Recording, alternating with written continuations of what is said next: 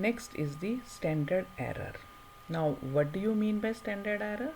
पहले तो आप मुझे बताओ कि आपको स्टैंडर्ड डेविएशन पता है क्या होता है? स्टैंडर्ड डेविएशन आपने फर्स्ट ईयर में पढ़ा होगा।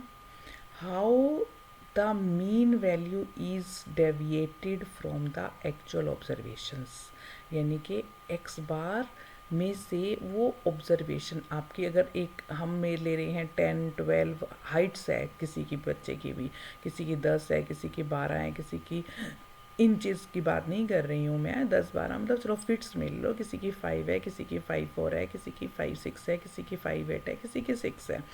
लेकिन हमें अगर उसकी एवरेज देखनी है तो हम कहते हैं भी 5 लगा लो, एवरेज हाइट्स है क्लास में, तो हर एक की हाइट उसके आसपास होनी चाहिए ना।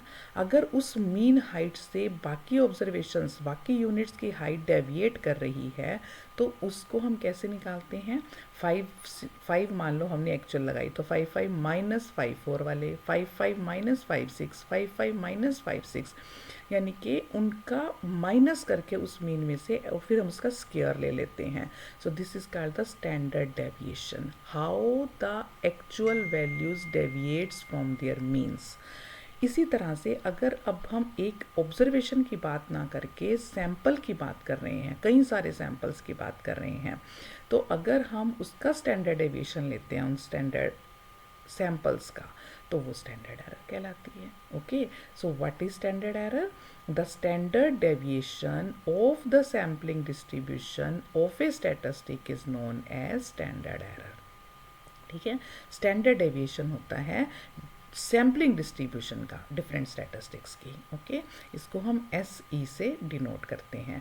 हर एक का हम स्टैंडर्ड एरर निकाल सकते हैं, मीन का निकाल सकते हैं, प्रोपोर्शन का निकाल सकते हैं, मतलब जितनी भी आप स्टैटिस्टिक्स यूज़ करते हो, सैम्पल वैल्यूज़ के लिए वैल्यूज़ कैलकुलेट करते हो, उनका स्टैंडर्ड एरर फाइंड आउट किया जा सकता है। जनरली आपको पता होना चाहिए the standard error of sample mean, mean का अगर मैं सैम्पल मीन का अगर स्टैंडर्ड एरर निकालूँ तो sigma by square root n है। सैम्पल प्रोपोर्शन का अगर मैं स्टैंडर्ड एरर निकालूँ तो वो square root of p q by n है। कैसे है वो मैं अभी निकाल के दिखाऊंगी आपको।